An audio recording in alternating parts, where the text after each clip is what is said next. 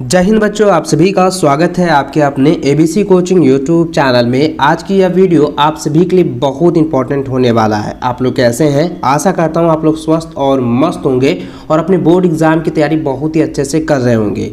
इस वीडियो में जो है क्लास 8 का जो है विषय गणित की मोस्ट इंपॉर्टेंट VBI ऐसे ऑब्जेक्टिव क्वेश्चन देखने वाले हैं जो कि आपके एग्जाम्स के लिए, जी हाँ, आपके एग्जाम के लिए जो है काफ़ी इंपॉर्टेंट है। जैसे कि आप सभी को पता है बच्चों कि आपका एग्जाम में जो है अब मात्र जो है लगभग एक सप्ताह का जो है दिन जो है समय बचा हुआ है।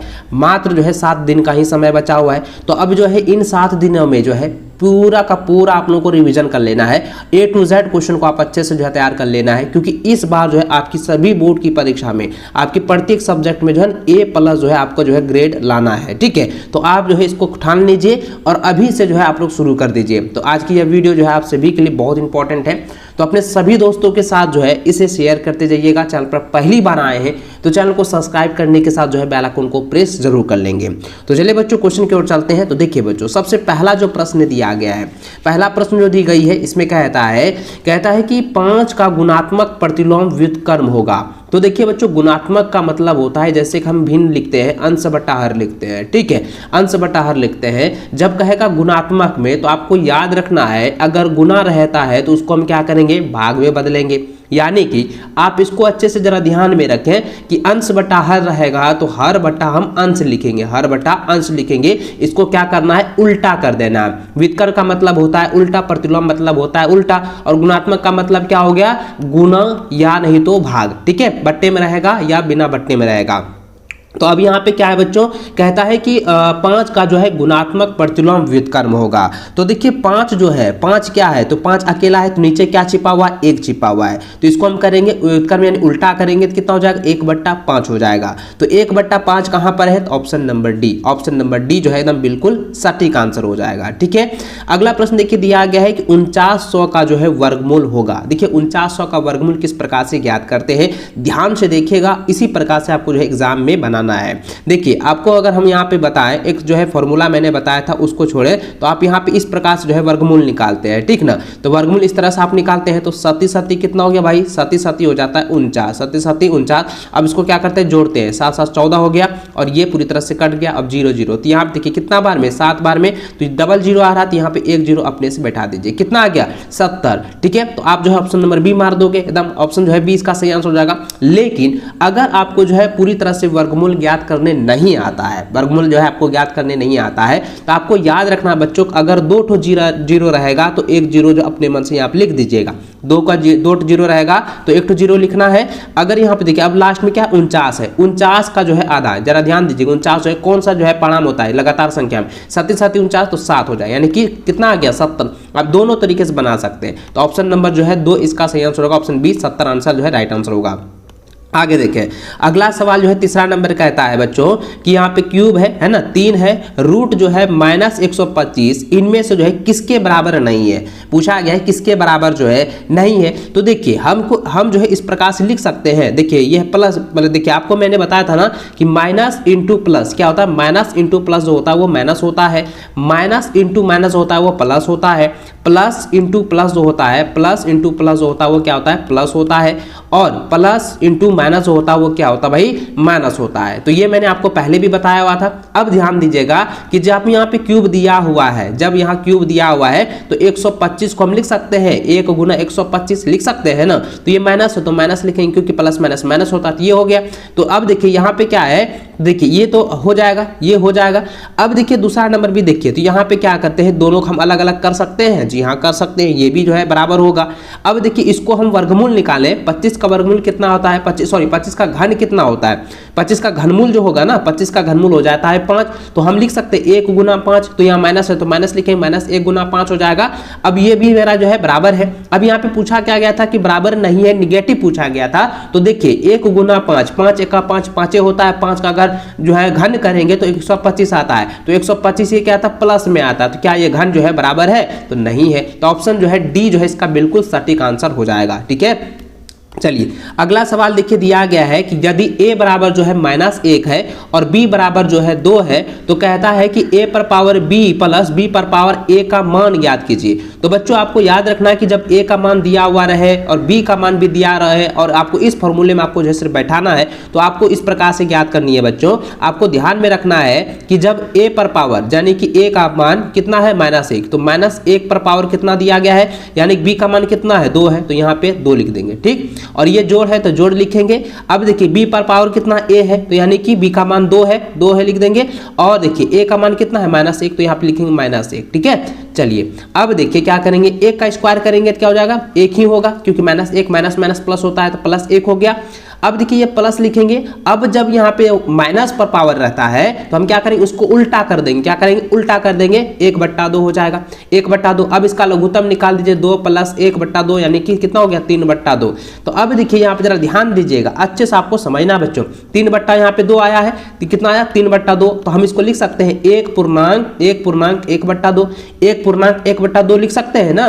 तो अब देखिए भाई पूर्णांक कैसे आया ये भी मैं आपको बता देता हूँ कि 2 में हमको 3 से भाग देना है। देखो 2 से क्या करना है 3 को भाग देना है तो 2 एका कितना होता है 2। अब शेष कितना बचेगा 1। तो जो ये है ना ये शेष जो बचा हुआ है तो शेष को क्या करेंगे बट्टे में रखेंगे। शेष को क्या करेंगे बट्टे में रखेंगे और ये जो आया हुआ है ये क्या है ये जिससे हम भाग दे रहे थे कितनी पढ़ा में 1 बार पढ़ा में तो यहाँ पे क्या करेंगे 1 जो है आगे लिखेंगे। तो ये आपका पूर्णांक बन गया 1.1/2। तो 1.1/2 ऑप्शन नंबर जो है ए इसका बिल्कुल सटीक सही आंसर हो जाएगा। अगला सवाल देखिए दिया गया है कि एक संख्या जो है पी क्यू के अंकों का स्थान जो है पलटने पर क्यू पी संख्या जो है प्राप्त होती है। तो क्यू पी जो है संख्या होगी। बच्चों आपको मैंने बताया था कि इकाई जो होता है इकाई किसके बराबर 1 के समान होता है। दाई किसके बराबर होता है वाई दाई 10 के बराबर होता है। अगर आपको यहाँ पे पूछा जाए एक 12 मान लेते हैं ठीक है ये 12 है तो 12 में 2 क्या है 2 मेरा इकाई है 2 क्या है वो इकाई है और 1 जो है वो क्या है दाई है यानी कि 10 के बराबर है दाई है ना जी तो 10 के बराबर है।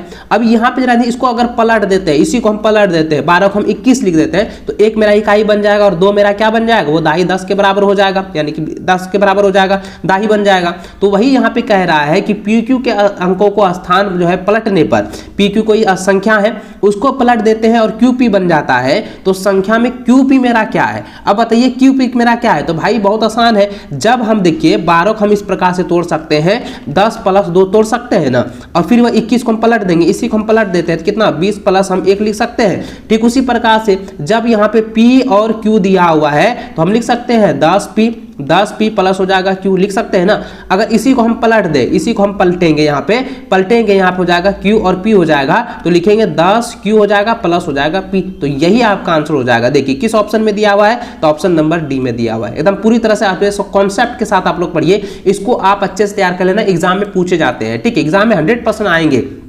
चलिए आगे देखिए बच्चों अगला सवाल जो दिया गया है 6ठा नंबर बहुत इंपॉर्टेंट है। क्वेश्चन कहता है कि 8m² + 3n² + 1 में से जो है 3m² - n² - 4 घटाने पर प्राप्त होता है। देखिए इसमें घटाव पूछा गया है। ठीक है घटाव पूछा गया है आपको याद रखना है। देखिए घटाते किस तरह से पहले जो है एक जो है आपको बीजगणितीय रूप से घटाते हैं। देखिए 8m² है प्लस लिखेंगे 3n² है प्लस कितना है 1 दिया हुआ है। अब जो है ये m जो है ये वाला जो संख्या है इसको अब ये जो है ना इसमें यहाँ पर रखेंगे तो m² के साथ में m² रखेंगे। यहाँ पे माइनस है तो माइनस लिखेंगे n² हो जाएगा। उसके बाद यहाँ कितना प्लस है 4 तो +4 लिख देंगे। प्लस नहीं है माइनस है तो यहाँ पे क्या हुआ ये माइनस है ना तो इस जगह क्या करेंगे आपको माइनस लगा देना है। ठीक तो अब देखिए इसमें क्या कह रहा था बच्चों घटाव कह रहा था ना। जब अगर घटाव करेंगे तो यहाँ देखिए प्लस छिपा हुआ है यहाँ पे प्लस है तो यहाँ पे लिखेंगे माइनस। यहाँ पे क्या है माइनस है तो यहाँ प्लस कर देंगे और यहाँ पे माइनस है तो प्लस कर देंगे। तो अब देखिए 8 में 3 गया 8 में 3 गया तो कितना बचेगा 5m² बचेगा। 8 में जब 3 चल जाएगा तो 5m² बचेगा। अब इस दोनों में देखिए इस दोनों में क्या हो जाएगा ये जुटेगा क्योंकि यहाँ पे 3 है +3 है और यहाँ पे 3 जो माइनस था ये बदल के कितना हो गया प्लस हो गया। तो यहाँ पे प्लस माइनस क्या होता है माइनस होता है। अब यहाँ पे ध्यान दीजिएगा हमने पहले ही कहा था कि प्लस इंटू प्लस जो होता है वो क्या होता है प्लस दर्शाता है। ठीक है, प्लस और प्लस क्या दर्शाता है, प्लस को दर्शाता है। इसलिए बच्चों अब यहाँ पे क्या करेंगे, इसको हम जरा ध्यान दें, 3 एक कितना हो जाएगा, प्लस हो जाएगा 4n² हो जाएगा। अब ये भी प्लस और ये भी प्लस, 4 एक कितना हो जाएगा 5, तो देखिए 5m² हो गया प्लस 4n² प्लस 5, तो किस में है, तो ऑप्शन नंबर बी में दिया हुआ है। तो यही आपका आंसर हो चुका है। इसको आप लोग जो है कॉपी में उतार लीजिए, एग्जाम से पहले आप लोग अच्छे से रिविजन कर लीजिए, क्योंकि समय अब बिल्कुल भी नहीं बचा हुआ है, मात्र 1 सप्ताह का आपके पास समय है। ठीक है, चलिए अब देखिए 7वां नंबर सवाल दिया गया है बच्चों कि माइनस ए पर देखिए -5 पर 5a² है, -5a² प्लस 25ab का गुणनखंड होगा। तो भाई बहुत आसान है, देखिए क्या दिया गया है, -5a² है, प्लस लिखेंगे 25ab। ठीक है, अब देखिए इसमें क्या करना है बच्चों, जरा ध्यान दीजिए कि इसको हम लिख सकते हैं -5a² है ना, तो 5a² को 5a गुना a कर लिख सकते हैं ना। इसको खंडित कर दीजिए, एकदम बच्चा तरह से समझना है, बच्चा की तरह। ठीक है, तो ये खंडित कर दिए, 2 बार हम खंड किए। अब इसको 25 को भी लिख सकते हैं 5 गुना 5, अब a भी है तो a गुना भी लिखेंगे। अब देखिए इस दोनों में मिल क्या रहा है, इस दोनों में देखिए मेरा 5 और ये 5 मिल रहा है। ठीक है, उसके बाद a और यहाँ a मिल रहा है, तो क्या करेंगे, जो मिल रहा था उसको बाहर कर दीजिए, एकदम बाहर कर दिए। ठीक है, जो मिल रहा है उसको हम क्या करेंगे, बाहर कर देंगे। अब देखिए अब जो नहीं मिल रहा है, तो यहाँ पे क्या है, यहाँ पे जरा ध्यान दीजिए क्या बचा हुआ है, तो यहाँ पे मेरा बचा हुआ है a, तो यहाँ लिखेंगे a, लिख दिए। अब देखिए यहाँ पर क्या बचा भाई, यहाँ पे मेरा क्या बचा है, b बचा हुआ है ना, यहाँ पर क्या बचा है, b बचा हुआ है। तो अब यहाँ पे क्या करेंगे, देखिए अब ध्यान दीजिएगा, यह 5 और 5 था ना, 5 भी, तो यहाँ 5 भी बच गया।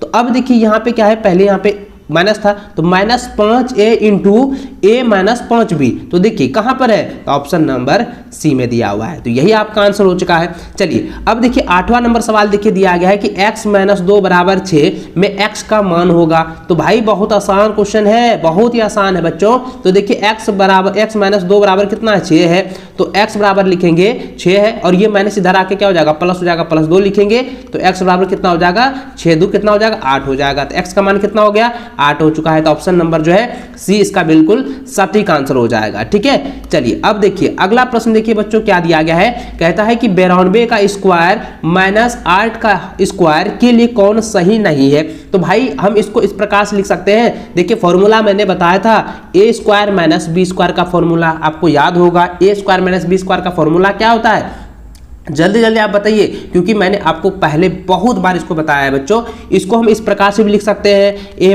- b का होल स्क्वायर, ठीक है, कोमा करके। और देखिए अब यहाँ पे जो है जरा ध्यान दीजिए, सॉरी यहाँ पे ये नहीं होगा, इसको आप समझिएगा, इसको हम लिख सकते हैं a² लिखेंगे, a² हो जाएगा -2ab प्लस b² के फॉर्मूला में, या नहीं तो हम लिख सकते हैं a + b इंटू क्या हो जाएगा, a - b के रूप में लिख सकते हैं, गुणनखंड के रूप में। या नहीं तो हम इसको इस प्रकार से भी लिख सकते हैं, जब खंडित कर रहे हैं, अगर कोई अंक दिया रहता है, जैसे यहाँ पे 92 है ना, 92 स्क्वायर है, देखिए यहाँ पे क्या दिया है, तो 92 का स्क्वायर दिया है और माइनस है 8 का स्क्वायर, तो हम लिख सकते हैं 92 का स्क्वायर यानी कि क्या हो जाएगा, 100 में कितना, 100 में कितना घटेगा, 100 में कितना घटेगा, 8 घटेगा, तब ना 92 आएगा। तो ये लिख सकते हैं, लिख सकते हैं ना जी। अब देखिए अब इसमें भी वही जरा ध्यान दीजिएगा, इसको हम यहाँ पे कॉमन करके लिखें, तो हम इसको लिख सकते हैं, देखिए इसको अगर हम करते हैं ना, तो 8400 इसका आंसर आता है। तो हम लिख सकते हैं 84 गुना 100 भी हो सकता है, या नहीं तो इसको हम लिख सकते हैं 8400। तो इस प्रकार से हम इसको व्यक्त कर सकते हैं। लेकिन क्या हम 92 - 8 स्क्वायर के रूप में लिख सकते हैं, नहीं लिख सकते हैं, क्योंकि 92 - 8 स्क्वायर के रूप में लिखेंगे तो 92 में तो 8 घट जाएगा, तो क्या मानक रूप होगा, नहीं रूप होगा। तो इसलिए इसका जो है सही आंसर क्या हो जाएगा, पूछ रहा था कि 92² - 8 स्क्वायर के लिए कौन सही नहीं है, तो ऑप्शन जो ए है बिल्कुल राइट होगा, क्योंकि ये जो है सही नहीं है। बाकी ऑप्शन बी, ऑप्शन सी और ऑप्शन डी को जो है इसको व्यक्त कर सकते हैं। ठीक है, इसके रूप में हम लिख सकते हैं। चलिए अगला प्रश्न देखिए बच्चों, 10वां नंबर दिया गया है, कहता है कि 3a - 9 भागा 3, यहाँ पे देखिए 3a - 9 जो है ब्रैकेट बंद है, उसके बाद भागा 3 का मान ज्ञात कीजिए। तो हमको क्या करना है, देखिए 3a लिखेंगे -9 लिखेंगे, बटा लिख देंगे 3 1 3 कट गया और 3 3 9, यानी कितना बचा, a - 3 बचा है। तो a - 3 कहाँ पर है, तो ऑप्शन नंबर बी, यही आपका आंसर हो चुका है। ठीक है, चलिए अब देखिए 11 नंबर सवाल कहता है कि सोना की जो उम्र है वो x वर्ष है, फिर कहता है कि 7 वर्ष बाद जो है उसकी उम्र जो है कितना, 15 वर्ष हो जाएगी। तो इसके लिए समीकरण ज्ञात कीजिए। देखिए किसी भी सोना, देखिए सोना का है ना, सोना का उम्र कितना x वर्ष है, 7 वर्ष बाद, यानी कि 7 वर्ष बाद मान के चलिए आपका उम्र अभी मान के चलिए 10 वर्ष है, तो 5 वर्ष बाद कितना होगा, तो इसमें जुटेगा तो 15 वर्ष होगा। वही उसी प्रकार से करना है, 7 वर्ष बाद पूछा गया है तो यहाँ पे 7 लिखेंगे, x प्लस हो जाएगा 7 बराबर कितना आता है 15। तो यहाँ पे देखिए कौन सा समीकरण बना, x प्लस 7 बराबर 15, तो x प्लस 7 बराबर 15 किस ऑप्शन में दिया गया बच्चों, तो ये जो दिया गया है ऑप्शन नंबर जो है बी में दिया हुआ है। ठीक है, यही आपका आंसर हो चुका है, इसको आप लोग अच्छे से नोट करते जाइए। चलिए अब आगे बढ़ते अगले प्रश्न, देखिए 12वां नंबर दिया गया है बच्चों, काफी इंपॉर्टेंट है और ये सवाल आपके एग्जाम्स के रिपोर्ट रिगार्डिंग जो है बहुत ही हाई इंपॉर्टेंट है, इसको नोट कर लीजिए, इसको अच्छे से याद कर लीजिए, इसी से रिलेटेड आपके एग्जाम में सवाल दिए जाएंगे। देखिए सवाल क्या है बच्चों कि 250 किलोग्राम आलू में से 10% आलू जो है सड़ गया, अब जिसे हटा दिया गया कितना आलू बचा। देखिए कहता है कि 250 किलोग्राम जो है वो आलू है, उसमें 10% आलू जो है वो सड़ चुका है, तो अब ये बताना है कि कितना आलू अब शेष बचा हुआ है, यानी कितना आलू जो है बढ़िया है। तो हमको करना क्या बच्चों, सबसे पहले क्या लिखेंगे, 250 का जो है 10% निकालेंगे, 250 का हम 10% निकालेंगे, 0 0 कैंसिल, तो कितना आया 25 आया, 10% कितना आया 25 आया। अब क्या करेंगे बच्चों, जरा ध्यान दीजिएगा कि अब टोटल कितना था 250 किलो था, उसमें हमको क्या करना है 10% घटाना है, यानी 25 जो है 25 किलो घटा देंगे तो कितना बचेगा, अब इसको घटा दीजिए, अब हमको क्या करना है घटा देना है। तो अब जब इसको हम घटाएंगे यानी 250 में जो है 25 को घटा देते हैं तो कितना बचता है 225 केजी बचता है। तो यही जो है मेरा शेष जो है बढ़िया बचा है, बढ़िया आलू बचा है, तो यही ऑप्शन नंबर बी जो है इसका सही आंसर हो गया। ठीक है, यहां तक क्लियर हो चुका है। चलिए आगे बढ़िए, अगला प्रश्न देखिए दिया गया है बच्चों कि दिए गए कथन में जो है कौन सा जो है व्युत्क्रम का उदाहरण है। तो व्युत्क्रम का उदाहरण पूछा गया है, व्युत्क्रम मतलब होता है देखो क्या है, व्युत्क्रमानुपाती पूछा गया, व्युत्क्रमानुपाती है ना, व्युत्क्रमानुपाती पूछा गया है, यानी कि मान के चलिए आई जो है वो व्युत्क्रमानुपाती है 1/v का। ठीक है, इसकी तरह से हम जो है मानते हैं। तो यहाँ पे कह रहा है कि चाल और दूरी, ऑप्शन नंबर ए है चाल और दूरी। तो देखिए यहाँ पे जरा ध्यान दीजिएगा, चाल का फॉर्मूला होता है चाल बराबर दूरी बट्टा होता है समय, दूरी बट्टा होता है समय। तो क्या ये व्युत्क्रमानुपाती है, तो हाँ ये व्युत्क्रमानुपाती है, तो ऑप्शन नंबर ए इसका बिल्कुल सटीक आंसर हो जाएगा। चलिए अब देखिए अगला प्रश्न जो दिया गया है बहुत ही वीवीआई प्रश्न है बच्चों, 14 नंबर कहता है कि दिए गए चित्र में जो है कौन x का मान होगा। तो देखिए यहाँ पे देखिए सबसे पहले चतुर्भुज है ना, ABCD मेरा एक चतुर्भुज है और सबका बाह्य कोण दिया गया है, सबका क्या है बाह्य कोण जो है वो दी गई है, इसको आप ध्यान में रखेंगे क्योंकि ये इंपॉर्टेंट है, वीवीआई है। अब जरा ध्यान दीजिएगा दोस्तों, आपको याद रखना है कि ये जो है एक विकर्ण है, ये भी एक विकर्ण मान लेते हैं। अब देखिए एक दो तरीके से हम इसको बना सकते हैं। तो बाह्य कोणों का योग यानी कि बाह्य कोणों का योग, पूरा जो है चारों बाह्य कोणों का योग कितना होता है 360 डिग्री होता है, इस प्रकार से भी बना सकते हैं। और नहीं तो आपको करना क्या है कि याद रखिएगा, इसको याद रखना है बच्चों कि देखिए चतुर्भुज के एक दूसरे के विपरीत कोण जो है हमेशा क्या बनाता है संपूरक कोण बनाता है, संपूरक कोण बनाता है। यानी कि मान के चलिए कि कोण जो है, जरा ध्यान दीजिएगा ये क्या है कोण, देखिए यहाँ पे समझिए अच्छे से आप समझिएगा, ये संपूरक कोण बनाता है। साथ ही बच्चों हमेशा याद रखिएगा जब एक ही रेखा के अलग अलग कोण, जैसे मान के ये लिए हम ये वाला कोण ले लेते हैं और यह कोण जो दर्शाता है एकांतर अंतः कोण, याद रखेंगे एकांतर अंतः कोण जो होता है वह क्या होता है संपूरक कोण दर्शाता है, संपूरक है ना, संपूरक कोण को जो है दर्शाता है, यानी कि 180 डिग्री को बनाता है। तो अब देखिए यहाँ पे क्या है 110 डिग्री दिया हुआ है और यहाँ पे कोण डी है, ये भी कितना हो जाएगा, ये क्या कितना हो जाएगा, जरा ध्यान दीजिए संपूरक कोण दर्शाता है। तो यहाँ पे लिखेंगे 180 डिग्री माइनस 110 डिग्री। तो हम देखिए 180 डिग्री में इसको घटाएंगे तब ना इटो मान निकलेगा जी। तो यहाँ पे क्या करेंगे 180 में 110 को घटा देंगे तो कितना होगा 70 डिग्री हो जाएगा एकदम। देखिए ऑप्शन नंबर कौन सा, ऑप्शन नंबर डी बिल्कुल सही आंसर हो गया। ठीक है, चलिए अगला क्वेश्चन देखिए 15 नंबर दिया गया है कि आयलर सूत्र जो है F प्लस V बराबर E प्लस 2 के लिए कौन जो है सही नहीं है, निगेटिव पूछा गया है। तो F क्या होता है जरा बताइएगा, आपको मैंने पहले भी ये बताया था बच्चों कि आयलर का फॉर्मूला जो है, आयलर का जो सूत्र होता है वो एग्जाम में पूछा जाता है। तो अब ये बताइए F क्या है, तो एफ मेरा क्या है होता है, वो फलक की संख्या है। ई मेरा क्या है, ई जो है वो किनारों की संख्या है। और क्या ये भी जो है, क्या ये बिंदु को दर्शाता है? नहीं, ये बिंदु को नहीं दर्शाता है। इसलिए जो है ऑप्शन नंबर 20 का सही आंसर होगा ये जो भी बराबर बिंदु की संख्या। तो ये कहता कौन संख्या नहीं है भाई, ऑप्शन नंबर बी ना इसका सही आंसर होगा। ये वाला जो एलर का फॉर्मूला में ऑप्शन नंबर 20 का सटीक आंसर हो जाएगा, भी बराबर बिंदु की संख्या, ये सही नहीं है। ठीक है, चलिए ये नोट कर लीजिए। चलिए आगे बढ़ते अगले प्रश्न देखिए, 16 नंबर दिया गया बच्चों। कहता है कि 5 सेंटीमीटर भुजा वाला एक समचतुर्भुज बनाने के लिए कहा गया। दो विद्यार्थी ने जो है नीचे दिए गए समचतुर्भुज बनाया, कौन कथन सही है? समचतुर्भुज का मतलब क्या होता है कि सभी भुजा जो है बराबर है। यहाँ पे ध्यान दीजिएगा, अच्छे से आप ध्यान दीजिएगा, इस पिक्चर को आप समझिए, अच्छे से देखिए। यहाँ पे देखिएगा बच्चों, अब इसको समझिए, देखिए अब देखिए ये भी समचतुर्भुज है, लेकिन ये क्या है, वर्गाकार है। वर्गाकार है, चारों भुजा क्या है, 5-5 सेंटीमीटर का एक विद्यार्थी ने बनाया, दूसरा विद्यार्थी ने भी बनाया है 5-5 सेंटीमीटर का, ये भी क्या है, समचतुर्भुज है। तो अब ये बताना है कि कौन सा कथन सही है। तो देखिए पहला यहाँ पे कहता है कि क्या एक सही है? नहीं, ये एक सही नहीं है, ये दोनों सही होंगे। क्यों? क्योंकि दोनों जो है वो समचतुर्भुज है, दोनों क्या है, समचतुर्भुज, यानी कि सबकी भुजा जो है बराबर है। तो इसलिए इसका सही और सटीक आंसर होगा ऑप्शन नंबर सी हो जाएगा, 1 तथा 2 सही है, यानी कि दोनों सही है। ठीक है, तो ऑप्शन सी जो है इसका सही आंसर होगा।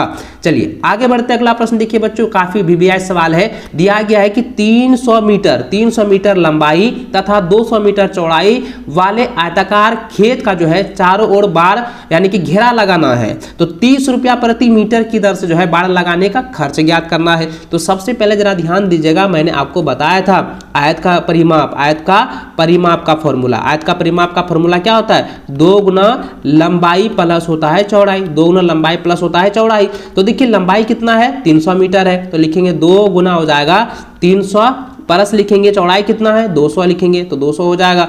अब इसको गुना कीजिए, 2 गुना 3 2 कितना, 500 हो गया। तो 5 गुना कितना हो गया, 5 गुना कितना, 1000 है ना, 500 गुना 2 तो 1000, यहाँ पे कितना हो जाएगा, मीटर हो जाएगा। 1000 मीटर जो है आयत का परिमाप निकला है, ये खेत का परिमाप निकला है। अब जो है कहता है बाड़ लगाने का जो है खर्च ज्ञात कीजिए। तो 30 रुपया प्रति मीटर की दर से, इसलिए निकालेंगे खर्च, इसलिए क्या निकालेंगे, खर्च निकालेंगे। तो क्या करेंगे, 30 गुना कर देंगे 1000 मीटर से, है ना। 30 रुपया प्रति मीटर था, तो 1000 मीटर का करेंगे, कितना हो जाएगा, 30,000 हो जाएगा। कितना हो जाएगा, 30,000 जो है रुपया हो जाएगा। ठीक है, तो यही आपका आंसर हो जाएगा। तो देखिए ऑप्शन नंबर 1 में दिया हुआ है। ठीक है, ये आपका आंसर हो चुका है। चलिए अब आगे बढ़े, नेक्स्ट प्रश्न दिया गया है कि बेलन के लिए संपूर्ण पृष्ठीय क्षेत्रफल कौन सा नहीं होगा। अब ध्यान दीजिए बच्चों, अब देखिए बेलन किस प्रकार से होता है, बेलन जो है वो इस प्रकार से बनाया जाता है ना। तो यहाँ पे क्या होता है कि ये जो है खोखले गोले की तरह होता है नीचे, और ये भी क्या होता है, ऐसे करके रहता है। तो अब कहता है बेलन का जो है संपूर्ण पृष्ठीय क्षेत्रफल कौन नहीं होगा। तो अभी देखिए यहाँ पे ध्यान दीजिएगा, नीचे मेरा क्या है, एक जो है अर्धवृत्त, ये जो है एक गोला है, ये भी एक गोला है। तो यहाँ पे 2 गोला हो गया, 2 गोला है, इसमें क्या है, 2 गोला है, और एक ये लंबाई L है। ठीक है, यानी कि इसको हम H से सूचित करते हैं, H से सूचित करते हैं। अब देखिएगा जब हम निकालेंगे 2 पाई r स्क्वायर H प्लस निकालेंगे, इसको ध्यान में रखिए, इसको ध्यान में रखेंगे तो इसके क्या हो जाएगा, यहाँ पे इसमें लिखेंगे पाई आर स्क्वायर, है ना, 2 पाई आर स्क्वायर होगा। तो देखिए यहाँ पे क्या है, 2 पाई आर स्क्वायर, क्योंकि यहाँ पे क्या है, 2 गोला है। तो अब इसका निकालेंगे, इसको कॉमन करेंगे, 2 pi r square into H हो जाएगा। और यहाँ पे क्या हो जाएगा, देखिए सॉरी यहाँ पे थोड़ा सा कॉमन करना है। देखिए 2 पाई आर स्क्वायर हो गया, 2 pi r square into h plus r हम कॉमन कर सकते हैं। तो देखिए यहाँ पे देखिए ऑप्शन नंबर बी जो है सही है, ऑप्शन नंबर सी भी जो है इसका सही है, और ऑप्शन डी जो है इसका सही है। लेकिन कह रहा था कि बेलन का कौन सा पृष्ठीय क्षेत्रफल जो है संपूर्ण पृष्ठीय क्षेत्रफल जो है सही नहीं होगा। तो भाई ऑप्शन नंबर ए जो है ना, ये सही नहीं होगा।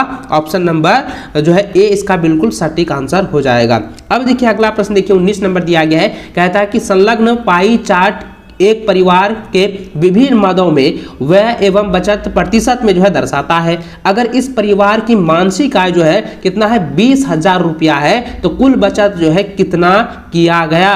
तो देखिए अब जो है बचत कितना है, बचत मेरा 20% है। तो अब निकालिए सबसे पहले 20,000 का, 20,000 इकाई दहाई सैकड़ा हजार 10,000 है ना। अब देखिए 20,000 का कितना निकालेंगे, 20% निकाल देंगे भाई, बट्टा कर दीजिए एकदम 100, ये जीरो और ये जीरो खत्म, तो कितना हो गया, तो इसका निकालेंगे कितना हो जाएगा 4,000 रुपया। तो ये हो गया 4,000 रुपया। तो 4,000 रुपया मेरा क्या है, ये जो है बचत है, ठीक है। कुल बचत कितना 4,000 रुपया। तो ऑप्शन नंबर जो है ए इसका बिल्कुल सटीक आंसर हो जाएगा।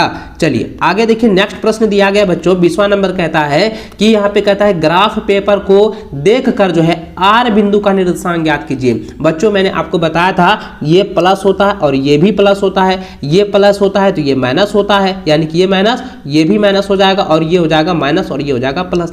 अब ध्यान दीजिएगा कि x पर सबसे पहले हम बिंदु जब लिखते हैं, बिंदु हम क्या लिखते हैं, जब बिंदु लिखते हैं सबसे पहले x का मान लिखेंगे, उसके बाद हम जो है y का मान लिखेंगे, ठीक है। तो सबसे पहले देखिए x का मान, जब x का मान देखिए क्या है, जब x वाला ये x डैश में है यानी कि ये माइनस में है, तो x का मान देखिए कहां पर है, x का मान जो है मैंने यहाँ पे x बराबर लिखेंगे, x का मान कितना -3 दिया है, और y का देखें तो y डैश पर यहाँ पे कितना है, यहाँ पे y का कितना दिया है 4 दिया है ना, y का कितना दिया गया है, यहाँ पे 4 दिया गया है, यानी कि y का मान दिया है -4। तो देखिए x का मान कितना -3 और y का मान -4, तो ये हो जाएगा ऑप्शन नंबर ए हो जाएगा -3 और -4। ये आपका सही आंसर हो चुका है। और जब भी आप निर्देशांक बताइएगा ना, जब ये निर्देशांक आप बताओगे तो सबसे पहले x का बिंदु देखिएगा, पहले x का बिंदु देखिएगा, उसके बाद ही आप y का बिंदु देखिएगा, ठीक है। यहाँ तक आपका क्लियर हो चुका है। आई होप बच्चों इसमें जितने भी बताए हैं ना वो सारे क्वेश्चन आपके एग्जाम के लिए इंपॉर्टेंट है, इसको आप लोग तैयार जरूर कर लीजिएगा, ठीक है। देखिए इस क्वेश्चन में जो है, इस वीडियो में मैंने जो है 20 ऐसे ऑब्जेक्टिव क्वेश्चन बताए हैं जो कि आपके एग्जाम के लिए बहुत इंपॉर्टेंट है। तो ये 20 क्वेश्चन आप लोग अच्छे से जो है तैयार कर लेना, 20 क्वेश्चन आप लोग अच्छे से तैयार कर लेना, इसी में से जो है सारे क्वेश्चन आने वाले हैं। और साथ ही बच्चों में 5 वीडियो आप लोगों को लगातार इसी प्रकार से देने वाला हूं, जो कि 110% आपका जो है मैं कहूंगा डायरेक्ट जो है 200% में गारंटी देता हूं। अगर आप तैयार कर लेते हैं तो सारा का सारा मैथ का जो है A to Z कॉन्सेप्ट के साथ आप जो है अच्छे से एग्जाम में पूरी तरह से क्लियर करके आओगे, एक भी सवाल नहीं छूटेगा। और उम्मीद करता हूं कि आप सभी बच्चे इस बार भी A+ ग्रेड से जो है आप लोग पास हो, ठीक है। उम्मीद करता हूं और हमारी आशीर्वाद जो है, हमारी शुभकामनाएं आप लोगों के साथ जो है बना हुआ है, ठीक है। तो इस वीडियो को अपने सभी दोस्तों के साथ जो है ज्यादा शेयर कीजिएगा। अभी तक लाइक नहीं किया तो लाइक कर देना, और चैनल पर पहली बार आए हैं चैनल को सब्सक्राइब करने के साथ बेल आइकन को प्रेस जरूर कर लीजिएगा, ठीक है। तो चलिए बच्चों वीडियो में अंत तक बने रहने के लिए बहुत बहुत धन्यवाद।